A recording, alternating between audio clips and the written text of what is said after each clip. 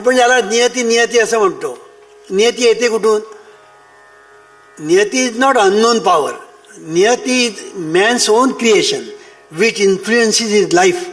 ज्याला आपण नियती असे म्हणतो, ही नियती आपण निर्माण करतो. आणि जी नियती आपण निर्माण करतो ती नियती आपल्या सुखदुःखाला कारणीभूत ठरते. पण आपल्याला कुठे ठाऊक आहे?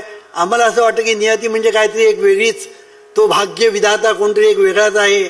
कळलं की नाही? ती नियती म्हणून कोणतरी वेगळीच आहे आणि ती सगळं आपलं लिहिते. आणि आपल्याकडे आणखीन एक आहे, मूल जन्माला आल्यानंतर 5व्या दिवशी सटवी येते म्हणे आणि ती कपाळावर लिहून जाते. कळलं की नाही? आणि त्या कपाळावर जे लिहून झालं त्याप्रमाणे पुढे सगळं घडतं. हे सगळं खोटं आहे. ती सटवी येत नाही आणि टिटवी पण येत नाही. कळलं की नाही? कोणी येत नाही जाईल. जे काही कपाळावर आपण जे लिहितो ना ते आपणच आपल्या कपाळावर लिहितो. काय? आणि लिहितो म्हणजे काय करतो? 4 गोष्टी आपण करतो: विचार, उच्चार, आचार आणि इच्छा.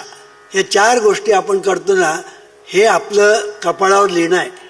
म्हणजे आपणच लिहितो, म्हणजे आपणच नियती निर्माण करतो. आणि जी नियती आपण निर्माण करतो तीच आपल्या सुखदुःखाला कारणीभूत ठरते. आणि म्हणून नियती होते कशी? ती काही आकाशातून खाली पडत नाही किंवा जमिनीतून वर येत नाही. ती येते कुठून? ती आपल्या कर्मातून येते. आपण जे कर्म करतो गुड ऑर बॅड, त्याच्यातून गुड ऑर बॅड नियती निर्माण होते.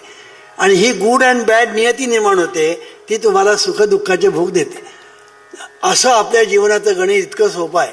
किती सोपं आहे? इतकं सोपं आहे. आणि म्हणून आपण आपलं जीवन जगत असताना आपला होकायंत्र काय? आपण आपल्या ॲक्शनने इतरांना सुख देतो का आपण इतरांना दुःख देतो? हा महत्त्वाचा पॉईंट आहे. आणि इथे आपण कधीही सावध नसतो. इथे आपण नेहमी बेसावध असतो. बघा तुम्ही, आपण सहज बोलता बोलता बोलता बोलता दुसऱ्यांची निंदा करतो, काही कारण नसताना. काहीही कारण नसताना आपण दुसऱ्याची निंदा करतो. 4 बायका एकत्र जमल्या की त्यांच्या गोष्टी काय चालतात ते जरा बघा. म्हणजे पुरुष काही कमी आहे असं नाही. अहो, ह्या बायका बोलता बोलता काय बोलतील ते ब्रह्मदेव पण सांगू शकणार नाही. काही आणि कुठला विषय, कुठल्या विषयावरून कुठल्या विषयावर जातील तेही तुम्हाला सांगता येणार नाही. कळलं की नाही? पण सांगता सांगता मला सांगायचा मुद्दा काय आहे, बायका गोष्टी करता करता करता उगाच काय काय उठाठेवी करतात. त्या मुलीचं लग्न होऊन किती वर्ष झाली? 4 वर्ष झाली. अजून काय नाही? तुला तडफडायला काय झालं? मला सांगा. तिला मूल झालं नाही, तुला तडफडायला काय झालं? मला सांगायचा मुद्दा असा, हे तडफडणं नाही, हे कावळ्यांनी टोस मारणं म्हणतात ना, तिथे टोस मारणं येते. कळलं की नाही? म्हणून जीवनविद्या असं सांगते, टोस मारू नका. तिला मूल झालं नाही ना, मग तुम्हाला दुःख झालं पाहिजे. अरे तिला मूल व्हायला पाहिजे, देवा ती लवकर गरोदर होऊ दे, लवकर तिला मूल होऊ दे, अशी आपण प्रार्थना केली पाहिजे. मला सांगायचा मुद्दा असा की आपली प्रत्येक कृती, मग ती उक्ती असेल, वृत्ती असेल किंवा ॲक्शन म्हणजे कृती असेल, ती पॉझिटिव्ह असली पाहिजे. तिथे कुठल्याही त्याची निगेटिव्ह असता कामा नये. होकायंत्र तुमचं असलं पाहिजे की मी जे काही करतो आहे त्याने लोकांना सुख मी देतो आहे का दुःख देतो आहे? लोकांना जर सुख देत असेल तर माझ्या जीवनाची होडी बरोबर चाललेली आहे. आणि दुःख देत असेल तर माझी होडी कुठेतरी बुडते आहे, असं लक्षात आलं पाहिजे. आता हे किती सोपं आहे सोपं आहे, पण करायला गेला तर कठीण आहे. करायला गेलं कारण का man is a creature of habits and habit is a function of the subconscious mind. Man is a creature of habit. आपण प्रत्येक माणूस आहे ना, हा सवयीचे गुलाम आहोत. कळलं की नाही? सवयीचे आपण गुलाम आहोत. आपल्याला या सवयी इतक्या जडलेल्या आहेत की त्या सवयीतून आपल्याला स्वतःला सोडून घेणं हे सुद्धा कठीण जातं. दारू पिणारे लोक असतात, त्यांना दारू सोडणं कठीण जातं. चहा पिणाऱ्यांना चहा सोडणं कठीण जातं. दुसऱ्यांची निंदा करणाऱ्यांना स्तुती करणं कठीण जातं. मी तुम्हाला एक गोष्ट सांगतो, घडलेली. आमचे एक शिष्य म्हणजे डिसायपल एका मोठ्या पोस्टवर, म्हणजे मॅनेजिंग डायरेक्टरच्या पोस्टवर, कळलं की नाही? तर आम्ही प्रवचनातून जेव्हा अशा गोष्टी सांगतो तेव्हा त्यांनी पण, तोही हुशार असल्यामुळे त्यांनी हे सगळं ऐकलं. तो ऑफिसमध्ये गेल्यानंतर त्यांनी सांगितलं आपल्या कलिग्सना की बुवा आमच्या सद्गुरूंनी आम्हाला असं असं सांगितलं, कोणाची निंदा करायची नाही, कळलं की नाही. आणि आपण आतापर्यंत चहा पिताना दुसऱ्यांची निंदाच केली, ते आजपासून आपण ठरवायचं कोणाचीही निंदा करायची नाही. जमलं तर कोणाबद्दल चांगलं बोलायचं, पण निंदा करायची नाही. कबूल, सगळे म्हणाले कबूल आहे, सद्गुरूंनी तुमच्या चांगलं सांगितलं म्हणाले, आपण असंच करूया. झालं. चहा पिताना यांच्या ज्या गोष्टी चालायच्या सगळ्यांची तोंड बंद, कोणीच बोलत नाही. तोंड आता बोलायचं काय?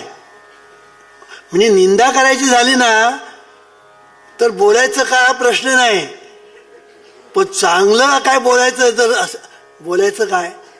सगळे गप. या बायकांना सांगा फक्त दुसऱ्यांची स्तुती करायची, कौतुक करायचं, बघा ते बोलतात का बघा. बोलणारच नाहीत ते. पुरुषांचंही तेच, कळलं की नाही. का? Man is a क्रिचर of habit and habit is a function of the subconscious. आपल्याला ती सवय झालेली आहे. आपल्या आईवडिलांनी तेच केलं, त्यांच्या आईवडिलांनी तेच केलं, त्यांच्या आईवडिलांनी तेच केलं, परंपरेने ते याला आपण करतो. मुलंही तेच करणार, मुलंही तेच करणार, त्यांची मुलंही तेच करणार. हे परंपरेने चाललेलं आहे, परंपरेने चाललेलं आहे. मग याला उपाय काय? याला उपाय म्हणजे जिथे अपाय आहे तिथे उपाय असतोच, जिथे अपाय आहे तिथे उपाय असतोच. मग उपाय काय? आमची विश्व प्रार्थना. हे ईश्वरा सर्वांना चांगली बुद्धी दे, आरोग्य दे, सर्वांना सुखात आनंदात ऐश्वर्यात ठेव, सर्वांचं भलं कर, कल्याण कर, रक्षण कर, आणि तुझे गोड नाम मुखात अखंड राहू दे. ही प्रार्थना म्हणणं हा त्याच्यावरचा रामबाण उपाय. रामबाण बरं का, रामबाण उपाय म्हणजे कळलं ना तुम्हाला की रामबाण म्हणजे तो बाण सुटला ना की त्याने त्याचा वेध घेतलाच पाहिजे, लक्षाचा वेध घेतलाच पाहिजे. तसं हे रामबाण आहे. तुमचे सर्व ज्या काही वाईट गोष्टी आहेत ना, ए टू झेड आपोआप हळूहळू दूर व्हायला, आपोआप दूर व्हायला लागते. कारण की राजा यायला लागला की लोक बाजूला होतात, कळलं की. आता मुख्यमंत्री चालत असेल किंवा प्राईम मिनिस्टर जात असतील, ते सगळे पोलीस हे बाजूला बाजूला बाजूला बाजूला म्हणतात, कळलं की नाही. तसा ही विश्व प्रार्थना म्हणजे मुख्य प्रधानमंत्री आहे म्हणा ना, प्राईम मिनिस्टर, ती एकदा डौला चालायला लागले की सगळे हे जे विचार आहेत ना ते आपोआप घाणेरडे विचार, घाणेरडे सगळ्या गोष्टी आपोआप पळून जायला लागतात, आपोआप पळून जायला लागतात. करून बघा, करून बघा. म्हणजे तेवढं सोपं मात्र नाही. हा, आमची ही जी विश्व प्रार्थना म्हणणं सोपं नाही. त्याच्यासाठी थोडीशी सुरुवातीला मेहनत लागते. एकदा तुम्ही सुरुवातीला म्हणण्यात यशस्वी झालात ना मग पुढे सगळं सोपं आहे. मग ती तुम्हाला सर्वांगाने आणि सर्वार्थाने ती तुम्हाला सुखच देईल. कारण का? ते तुम्ही त्याला आमंत्रण देता. तुम्ही ज्याला आमंत्रण देता ना ते तुमच्याकडे येतात. आता आमंत्रणाशिवाय येणारे लोक आहेत ती गोष्ट वेगळी, पण सर्वसाधारणपणे असं आहे की तुम्ही ज्यांना आमंत्रण देता ते तुमच्याकडे येतात. आता तुम्ही जेव्हा चिंता काळजी करता, तर चिंता काळजी करणं, दुःख करणं, या गोष्टी तुम्ही जेव्हा करता तेव्हा तुम्ही कोणाला इन्व्हिटेशन करता? तुम्ही दुःखाला इन्व्हिटेशन करता, संकटाला इन्व्हिटेशन करता, वाईट गोष्टींना इन्व्हिटेशन करता, अनिष्ट गोष्टींना इन्व्हिटेशन करता. हे तुम्ही आपोआप करता. पण तुम्हाला कळत नाही की मी चिंता करत असताना वाईट गोष्टींना आमंत्रण देतो हे तुम्हाला ठाऊक नाही, कळलं की नाही. आणि आपण बघा 99.99% लोक चिंता करण्यामध्ये पटाईत आणि सराईत असतात. बघा, काळजी करण्यामध्ये पटाईत आणि सराईत. झालेलं दुःख आणि येईल काय म्हणून भीतीचं दुःख, असं दुःख करण्यामध्ये आपण पटाईत आणि सराईत असतो. ती सवय झालेली असते आपल्याला. म्हणून ही जी सवय आहे ना, त्या सवयीबद्दल एका इंग्लिश लेखकाने फार सुंदर उद्गार काढलेला आहे. तो असं म्हणतो, तो इंग्लिश लेखक, सो म्हणजे SOW बरं का, sow actions and reap habits, reap habit and reap sow habit and reap character, sow character and reap destiny. काय सुंदर सांगितलं बघा. Sow actions and reap habits, sow habits and reap character, sow character and reap destiny. म्हणजे काय की तुम्ही ज्या actions करता त्याच्यातून सवयी निर्माण होतात. ज्या तुम्ही सवयी निर्माण करता त्याच्यातून कॅरेक्टर निर्माण होतं, म्हणजे स्वभाव, आणि त्या स्वभावातून तुमचं नशीब निर्माण होतं. आता नशीब कुठून निर्माण झालं? ते जे नशीब जे निर्माण झालं ते कुठून आलं?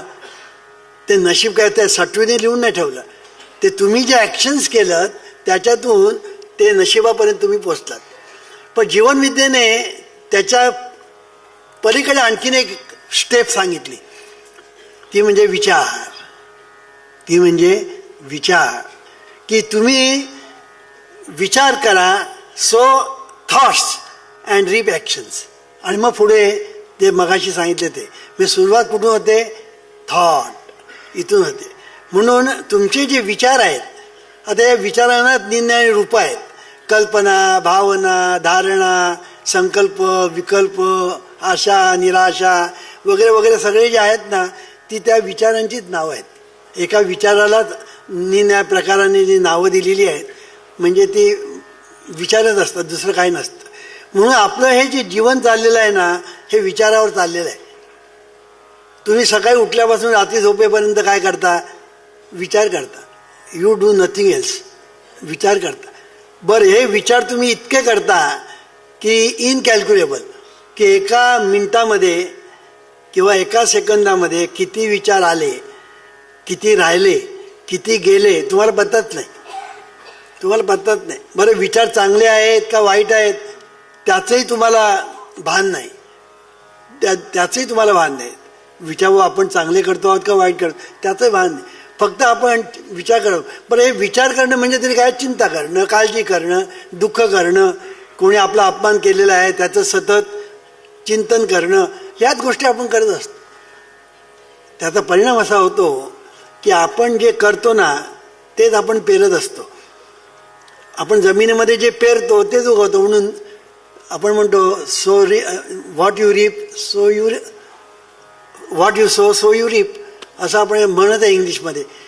तर आपण हे जे रिपिंग सोईंग करतो ना ते कुठे करतो हा आला प्रश्न. आपले जे विचार आहेत ते विचार आपण कुठे पेरतो आणि कोण पेरतो?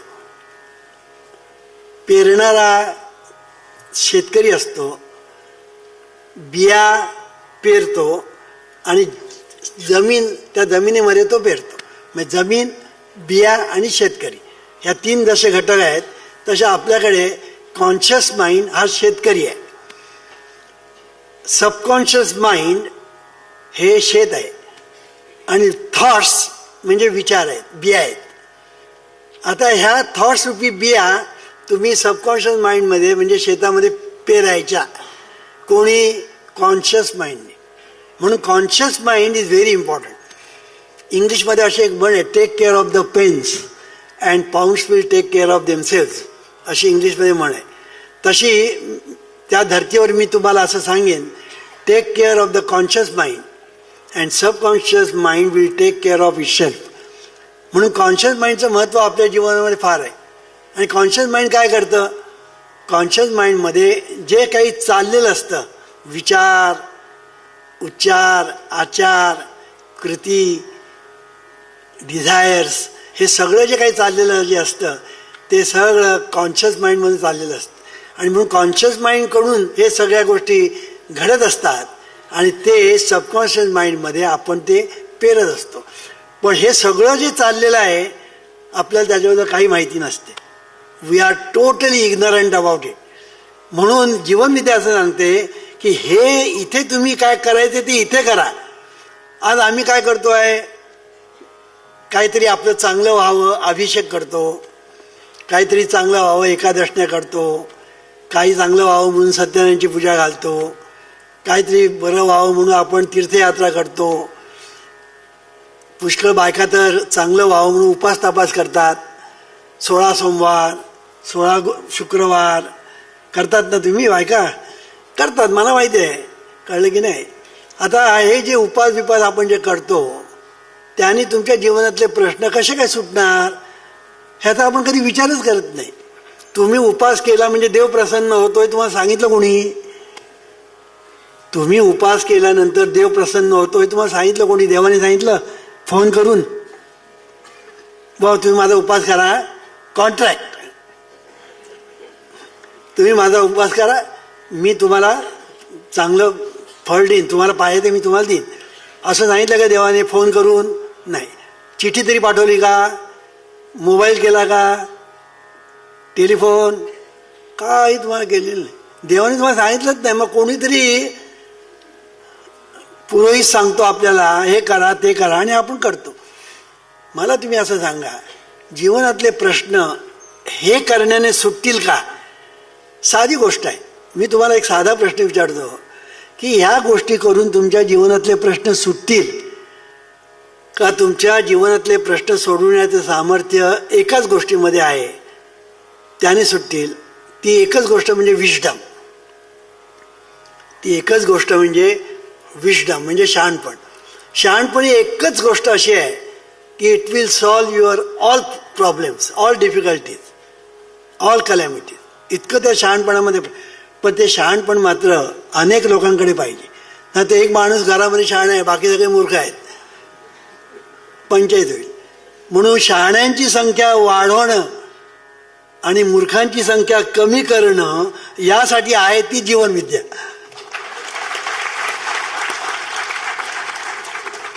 आम्ही हे जीवनविद्येचं कार्य करतो ते कशासाठी? शहाण्यांची संख्या वाढवण्यासाठी. कळलं की नाही? हे उपास तापास करून तुमचे प्रश्न सुटणार नाहीत. उलट दे विल बी ॲग्रिवेटेड. तुमचे प्रश्न जे आहेत ना ते चिघळतील. कळलं की नाही? किती मी तुम्हाला सांगतो ना, कित्येक जोडपी माझ्याकडे येतात, म्हणजे विशेष करून तक्रार घेऊन पुरुषच येतो माझ्याकडे. कळलं की नाही? म्हणा या बायकोला काहीतरी सांगावं, ती उपास करते आणि आम्हाला छळते. मी म्हटलं का हो छळते म्हणजे काय करते काय? तर म्हणे उपास करते आणि त्याचा परिणाम असा होतो की तिचं पित्त खवळतं. उपास केल्यानंतर पित्त खवळणारच. पित्त खवळतं म्हणजे काय होतं? आपला पित्ताचा जो लेवल आहे ना तो ढासळतो आणि तो ढासळला त्याला आपण खवळलं म्हणतो. आता बायको जर खवळली ना तर परिणाम काय होतो? ती सगळा राग पुरुषावर काढते, म्हणजे पतीवर. पती जर खंबीर असेल, कळलं की नाही? पती जर खंबीर असेल तर मुलावर, आणि मुलं खंबीर असेल तर भांडी आहे ती भांडी आदळायला सुरुवात केली की समजायचं बायकोचं पित्त खवळलेलं आहे. म्हणून मी पुरुषाला नेहमी एक मंत्र सांगतो, तुमच्या बायका उपास करतील तेव्हा घरात राहू नका. जीवनविद्या एक एक मंत्र सांगतात बरं का, की तुम्ही हा शहाणपण म्हणतात ते आला, घरातच राहायचं नाही, काहीतरी कारण सांगायचं आणि छू. मला सांगा उपास करून शहाणपण येईल का?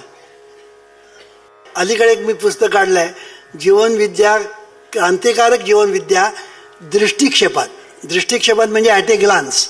म्हणजे थोडक्यात तुम्हाला जीवनविद्येचं आगळं आणि वेगळेपण काय आहे, जीवनविद्या क्रांतिकारक काय आहे, हे सगळं तुम्हाला त्या एका छोट्या पुस्तकात मिळेल. आमची सगळी पुस्तकं सुंदर सुंदर आहेत.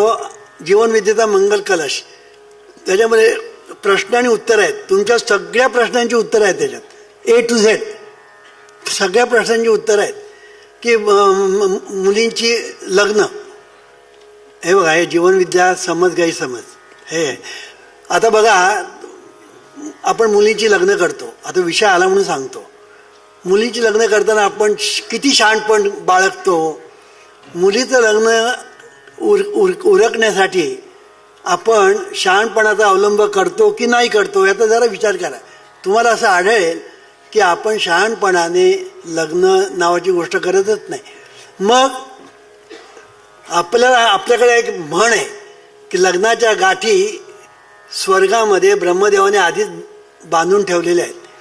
म्हणजे जो नवरा मिळायचा तो मिळणार, जी बायको मिळायची ती मिळणार, जे व्हायचं ते होणार. आणि अशा तऱ्हेचा जो दैववाद ज्याला आपण म्हणतो, तो दैववाद इतका बोकाळलेला आहे की भाजी घेताना सुद्धा आपण जरा इकडे तिकडे विचार करतो, ही भाजी चांगली आहे का, ही भाजी ताजी आहे का वगैरे विचार करतो आपण. पण लग्न करताना तोही विचार करत नाही. कोणीतरी सांगतो हा मुलगा ठीक आहे, ठीक आहे, ठीक आहे, करा लग्न. आणि मग वर्षात 2 वर्षात मुलगी परत घरी. अरे तो मुलगा दारू पिणार आहे, तो गुटखा खाणारा आहे, त्याच्या स्वभावाने तो चांगला नाही. हे नंतर जागे होतात, अगोदर चौकशीच करत नाही. त्या जीवनविधीच्या मंगल कलशमध्ये अरेंज मॅरेजेस फेल का होतात, लव्ह मॅरेजेस फेल का होतात, काढून द्या ना. हे बघा, हे जीवनविद्येचा मंगल कलश ह्या पुस्तकामध्ये प्रश्नसुद्धा पुष्कळ आहेत. सगळ्या प्रश्नांची उत्तरं आहे ह्याच्यामध्ये. आणि तुमच्या म्हणजे संसारातले प्रश्न आहेत, परमार्थातले प्रश्न आहेत, देवाबद्दलचे प्रश्न आहेत, सगळ्याबद्दलचे प्रश्न त्याला उत्तरं येते. पण सांगायचा मुद्दा काय की आपल्या जीवनामध्ये ह्या सगळ्या गोष्टी ज्या आहेत ते महत्त्वाच्या आहेत. की आपण जीवनामध्ये लग्न असतोय, लग्न ही गोष्ट काय सामान्य आहे का? सगळा आयुष्याचा प्रश्न तिकडे असतो. मग पुढे तुम्ही घटस्फोट वगैरे आम्ही घेऊ, पण त्याला सुद्धा किती कटकटी असतात. तेव्हा सांगायचा मुद्दा असा, लग्न करताना 10 वेळा विचार केला पाहिजे. कोणीतरी सांगितलं मुलगा चांगला आहे, विश्वास ठेवू नका, विश्वास ठेवू नका. मग तो खरोखर चांगला आहे की नाही चौकशी केली पाहिजे. तुम्ही मला चौकशी कशी करायची, कोण सांगतं वाईट? गंमत अशी आहे की तुम्ही शेजारी जाऊन चौकशी केली ना, तो म्हणून मी कशाला वाईटपणा घेऊ. ठीक आहे, ठीक आहे, ठीक आहे, ठीक आहे म्हटलं ना की समजायचं ठीक नाही. तो तोंडाने वाईट म्हणणार नाही. ठीक आहे, ठीक आहे, ठीक आहे ना. जर चांगला असेल ना डोळे मिटून करा, हा मुलगा नक्की चांगला. कळले? आता हे मी सांगितल्यानंतर खरोखर काही लोक तसं सांगतील आणि पुन्हा तुमची पंचायत होईल. त्यांनी सांगितलं डोळे मिटून का, तुम्ही डोळे मिटून करू नका. ही बघा, ही पुस्तक अंधार अंधश्रद्धेचा, हे जे पुस्तक आहे ना, तुमच्या सगळ्या अंधश्रद्धा दूर होतील. सगळ्या A to Z अंधश्रद्धा ह्याच्यातून तुमच्या दूर होतील सगळ्या. कळलं की नाही? ही पुस्तकं मी तुमच्यासाठी लिहिली आहेत किंवा माझ्यासाठी लिहिलेली नाहीत. तर तुम्ही ती घ्या. तुम्ही पैशाकडे बघू नका, काही पुस्तकाची किंमतही कमी आहे. आणि ही पुस्तकातली तुम्हाला एक सांगतो, ह्या पुस्तकाच्या विक्रीतून या पैला एक पै पण मिळणार नाही. ते सांगायचा मुद्दा असा की ही पुस्तकं तुम्ही वाचा, तुम्हाला आवडली नाही चांगल्या कंडिशनमध्ये परत करा, तुमचे पैसे परत. आम्हाला तुमचे पैसे नको आहेत. पैशासाठी आम्ही हे कार्य करतच नाही, कोणीच नाही. हे सगळी मंडळी कोणीच पैशासाठी करत नाही, सेवा म्हणून आम्ही हे कार्य करतो. तेव्हा ही पुस्तकं घ्या. आणि दुसरं, मगाशी मी जी प्रार्थना म्हटली, की जी प्रार्थना म्हटल्यानंतर कितीतरी लोकांना मिरॅक्युलस रिझल्ट्स मिळालेले आहेत. मिरॅक्युलस, यू विल नॉट बिलीव्ह असे रिझल्ट्स मिळालेले आहेत. वेळ मिळाला तर मी तुम्हाला सांगेन. कळलं की नाही? मग आम्ही काय त्याच्यासाठी उपाय केला की आपल्याकडे जशी स्मरणी असते बघा, म्हणजे जपमाळ असते स्मरणी, ती कशासाठी असते? आपल्याला स्मरण करून देते ती. तसं आम्ही एक यंत्र काढलं शोधून. कळलं की नाही? हे यंत्र प्रार्थना म्हणतं. एकदा तुम्ही ऑन केलं की 24 तास हे प्रार्थना म्हणते हे यंत्र. कळलं की नाही? 24 तास. त्यामुळे होतं काय, तुम्ही जर विसरलात तुमच्या कानात पडते ती आणि तुम्हाला आठव येतो. आणि पुन्हा गंमत अशी आहे, जे कानात पडतं ना ते तोंडातून बाहेर येतं. हे तुम्हाला गुपित सांगतो. हे जे यंत्र आहे ना, याचं जे कानात पडतं ना ते तोंडातून बाहेर येतं. बघा, मी तुम्हाला माझा एक अनुभव सांगतो. आता मी नेहमी देवाचं नाव घेणार, विश्वप्रार्थना म्हणणार, काहीतरी भजन बिजन असं म्हणणार. एक दिवस काय झालं, मी दादरला राहत होतो तेव्हाची गोष्ट. आमच्या शेजारच्या बिल्डिंगमध्ये काय सत्यानारायणची पूजा होती का काय होतं काय मला माहीत नाही, पण रेकॉर्ड्स लागल्या होत्या. कळलं की नाही? त्यामध्ये दादा कोंडकेच्या सिनेमातली रेकॉर्ड होती. काय ग सकू, काय ग सकू, बोला दाजीबा, बोला दाजीबा. मी आंघोळीला टॉवेल घेतला आणि आत गेलो. काय ग सखू, काय ग सखू, बोला दाज. अरे, मीच स्वतःला पकडलं. मला अरे हे माझ्या तोंडात आलं कसं? हा, शेजारी ते चाललं होतं ना, माझ्या कानात पडलं, ते तोंडातून बाहेर आलं. म्हणून हे यंत्र एकदा लावलं की ते कानात पडणार. कळलं की नाही? झोपताना सुद्धा अगदी बारीक लावून झोपा, ते कानात पडेल. आणि कानात पडतं ना, दुसरं एक तुम्हाला सांगतो, तुम्ही ज्यावेळेला झोपायला जाताना तेव्हा कॉन्शियस माइंड स्थिर होतं आणि सबकॉन्शियस माइंड ॲक्टिव्ह होतं. एरवी सबकॉन्शियस माइंड पॅसिव्ह असतं आणि कॉन्शियस माइंड ॲक्टिव्ह असतं. पण तुम्ही जेव्हा झोपायला जाता तेव्हा कॉन्शियस माइंड पॅसिव्ह होतं आणि सबकॉन्शियस माइंड ॲक्टिव्ह होतं. आणि त्यावेळेला ही प्रार्थना सबकॉन्शियस माइंडमध्ये लवकर जाते.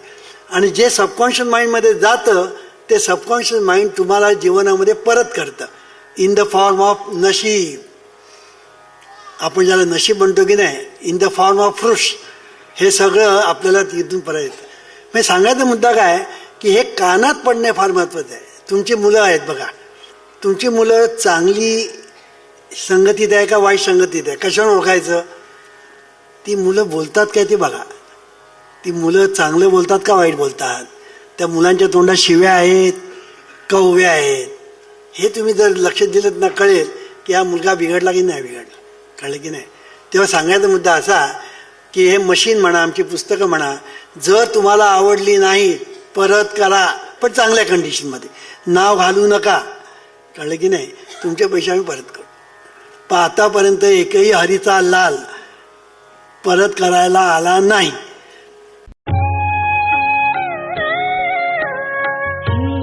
ईश्वरा सर्वांना चांगली बुद्धी दे, आरोग्य दे, सर्वांना सुखात आनंदात ऐश्वर्यात ठेव. सर्वांचं भलं कर, कल्याण कर, रक्षण कर आणि तुझे